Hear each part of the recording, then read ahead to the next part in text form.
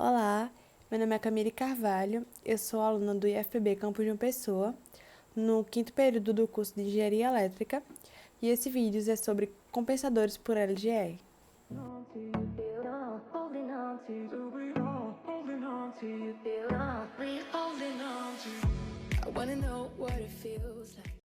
Bom, para esse projeto foi informado o circuito elétrico também utilizado nos projetos anteriores, o circuito com as impedâncias e os valores de resistências e capacitâncias equivalentes, que ficou configurado da seguinte forma. A partir desse circuito foi achada a função de transferência, de acordo com o projeto anterior, da malha aberta e também para a malha fechada. Essas foram as funções de transferências encontradas durante a análise do circuito, utilizando a análise de malhas. E a partir disso, pode-se calcular um ganho K para a malha fechada em relação a algumas características que foram solicitadas como premissa de projeto.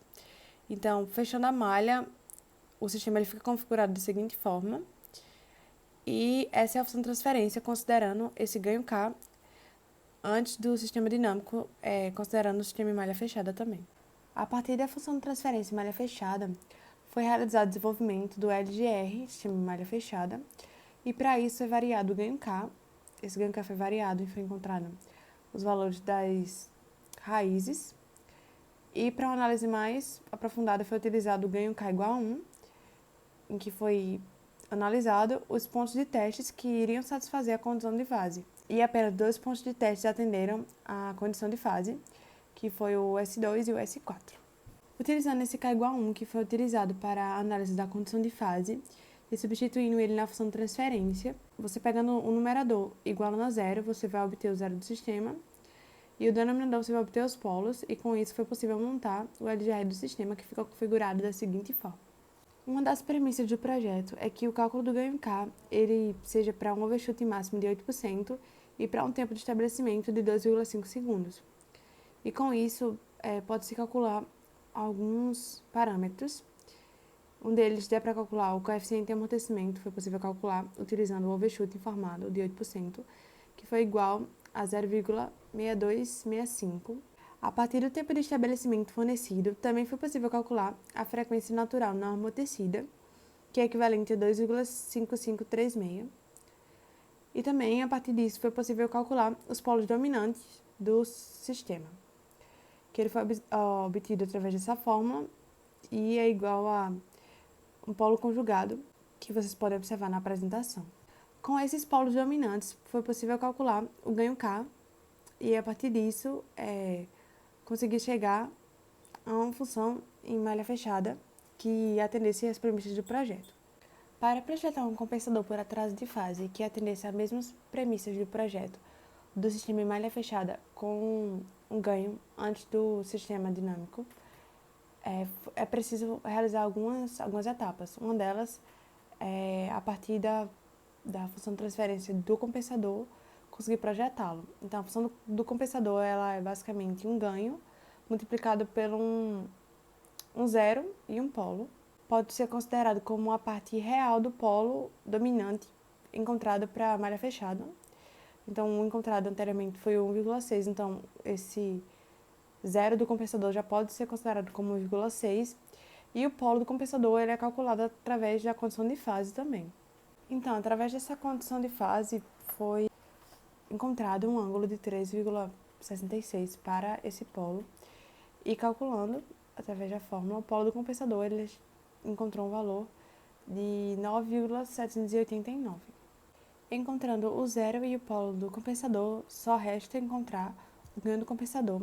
Esse ganho é realizado pela condição de módulo, como pode ser observado, e o ganho obtido através dos cálculos é igual a 18,94. E assim que ficou configurada a função de transferência do compensador em malha aberta e também a função de transferência do compensador em malha fechada. Bom, utilizando a resposta ao degrau unitário, foi esboçado o gráfico tanto do sistema em malha fechada sem o compensador e após a compensação para nível de comparação. Bom, também foi esboçado o LGR do sistema compensado. Ainda falando sobre os compensadores por avanço de fase, também foi realizada a análise direta para esse tipo de compensador. E para isso era preciso adicionar um polo e um zero, a fim de que esse zero do compensador ele cancelasse o polo estável do sistema dinâmico. E o polo do compensador ele foi adicionado em uma posição equidistante. Para isso foi utilizado o sistema em malha aberto, como pode ser observado, utilizando a condição de módulo. E a partir do polo dominante calculado, foi possível chegar ao valor para o ganho de 2,0058. E essa é a função de malha aberta do compensador e também a função de transferência de malha fechada do compensador. Analisando também a resposta ao degrau do sistema compensado, esse foi o comportamento gráfico dessa resposta. Para os compensadores por atraso de fase, a função de transferência ela vai seguir basicamente a mesma estrutura, que é um ganho e um polo e um zero.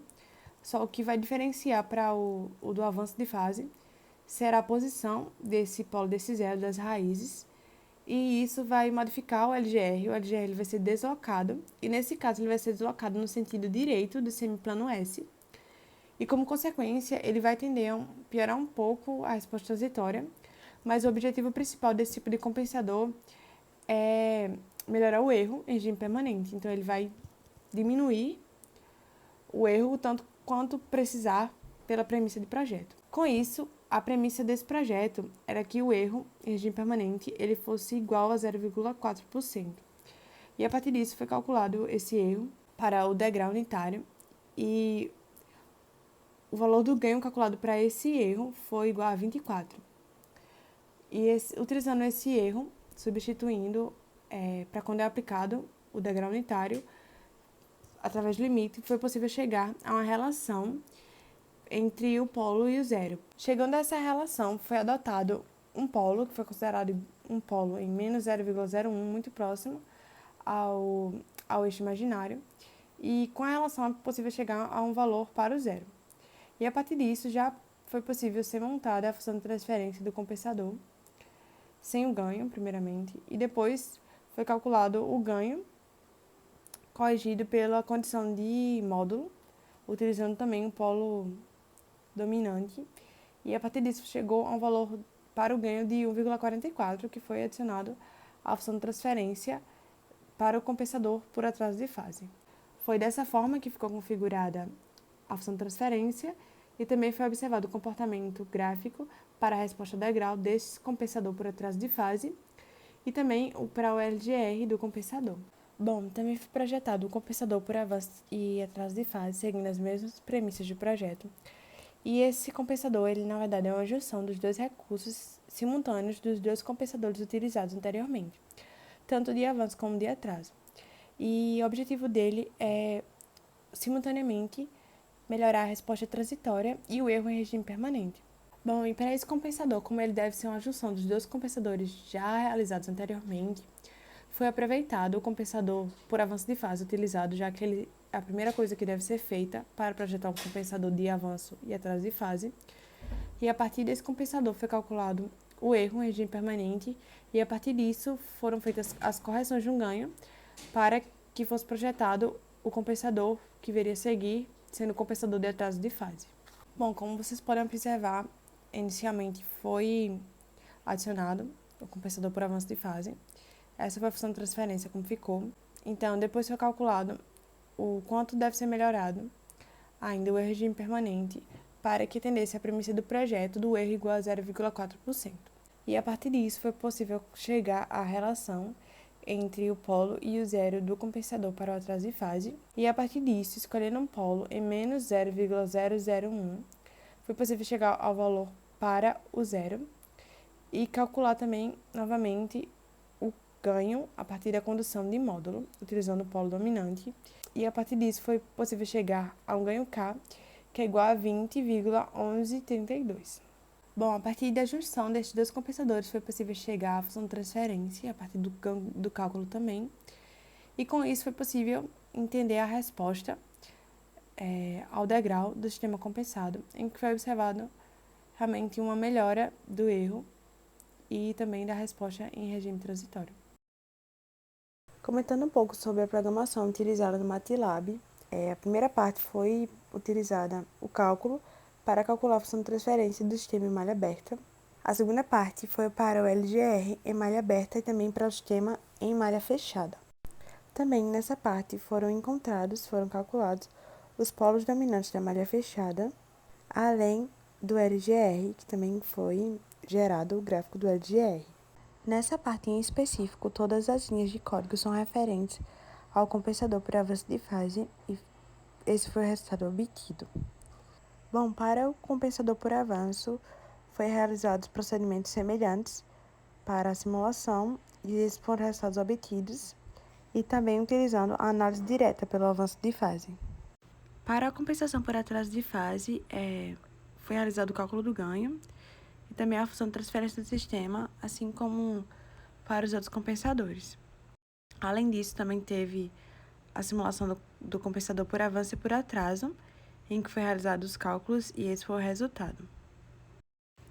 Para concluir, foi gerado um gráfico com todas as saídas de todos os compensadores projetados, com sua resposta degrau para nível de comparação, e entender qual a melhor resposta, ou qual a resposta mais adequada dos compensadores projetados.